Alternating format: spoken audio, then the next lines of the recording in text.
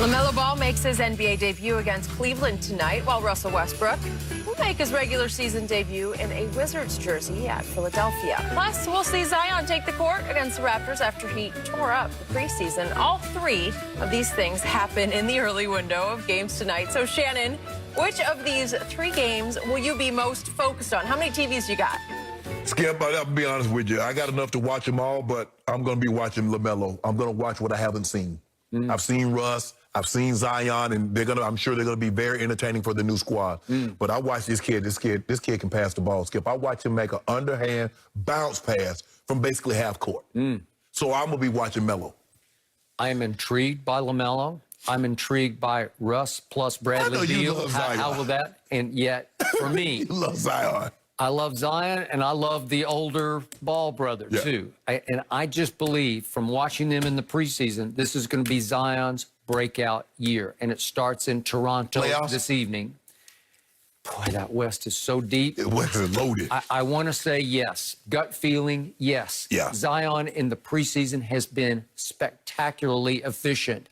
He's going to score a bunch of points in a few minutes, and he looks like he's in much better shape as you keep goading him into. I hope so. Yeah. I mean, to see the Joel Embiid, Ben Simmons, and Doc Rivers, to see that, how that's going to play out, to see, wow, okay, maybe this thing might can work. We don't need James Harden. So I'm going to be interested in seeing that, but I want to see Melo. I want to see Melo. Well, I'll be watching all of the above.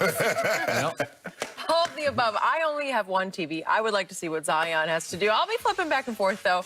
That is it for us. Good stuff today, guys. Undisputed is back at the same time tomorrow morning for a special Christmas Eve edition of the show. The Herd is on right now with Nick Wright and Joy Taylor. Of their championship. That was a great ceremony with the family members, you know, presenting them with the rings. That was fantastic. Look, the 71-day layoff from last season, that's 30-something days less than you typically get. So I think all of those things are factored in. And let's remember, we saw the same thing last year. The Lakers came out sluggish in the opening night. The Clippers beat them. And it was very similar to what we saw last night. So I'm not going to put too much into the loss. But LeBron and AD just weren't themselves. It's as simple as that.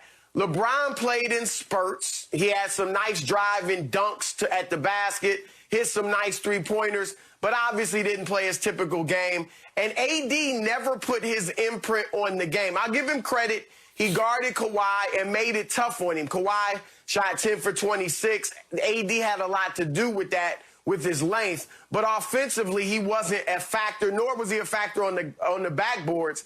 And I know that the Lakers want him to shoot more threes. He only shot 2 last night, but they want him to shoot about 5 a game. But they have to be careful not to just make AD a perimeter player. Correct. You also want to capitalize on him inside, and I don't think they did that last night. The role players were fine. Dennis Schroeder, you couldn't ask for much more. He almost had a triple-double. Montrezl Harrell gave them the same thing he gave the Clippers last year, and even Kyle Kuzma was good. But LeBron and AD just weren't themselves. And I don't expect to see LeBron kind of get into his midseason form for a while. I think he's going to have to ease himself into this season. And so that's what I saw last night. You want to go? Go ahead. No, you go. I want to hear your excuses. Go ahead. Come on. You already gloating over there. Go ahead. Go ahead. I know you just sharpened. You know, Chris, Clippers 116, Lakers 109 has a nice ring to it, doesn't it? It has a ring to it.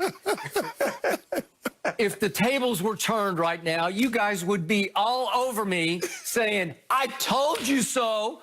They don't have a leader. They don't have guts. They don't have heart. They don't have that dog in them. They're going to come all apart. No, they're not. My biggest takeaway last night was the Clippers are even a little better than they were a year ago when they were favored going into the playoffs to win it all. And the Lakers aren't quite as good as they were a year ago.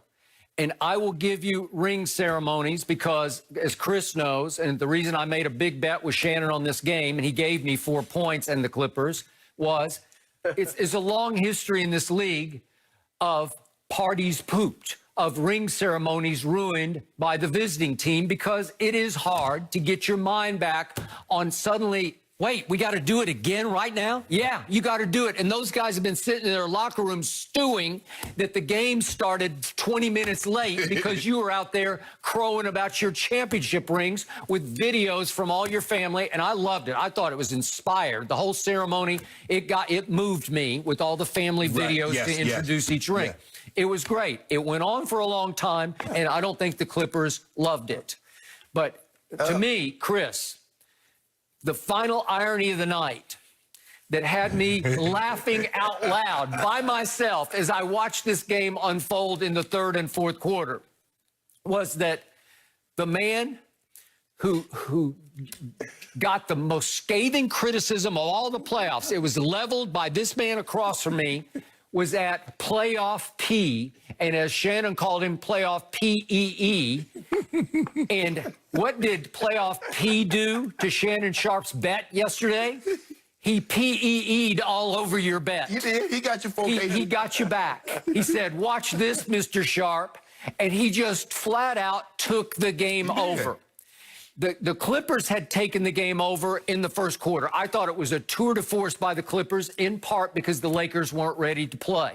But then all of a sudden, right on schedule, it looked like Clippers versus Denver in games 5, 6, and 7, when they were up, as you know, 15 and then 19 and then 12. It looked like last night they were up 22 late in the first quarter, and then all of a sudden they lost it. They missed 12 out of 13 shots, and I thought, uh-oh, microcosm of last year, here we go again. They lost the lead all the way down to 2 at halftime, and then something happened at halftime with the Clippers. Somebody said something about not again, not this time, and as Kawhi said after the game, we played with more pride tonight. We just kept sharing the basketball the way we should, and in the end, we had each other's back, and we all stayed positive. That was a shot at Montrez, a new Laker, because they viewed Montrez as the malcontent who tore them apart internally. Why are you taking a shot at Trez? He's not in your locker room. The difference is, Skip. He's not, and that's the point. The difference is that last night when you missed those 12 or 13 shots, the Nuggets didn't go cold with you. They made shots. And then once they got the lead, you folded like a lawn chair. But guess what? But that's okay. You gloat. He over there key, Chris. You can't see him. But you ought to see him. He came out here at the stop of the show and banging on the desk and all talking about Jolly Ranchers and Kawhi shoes. But his day gonna come.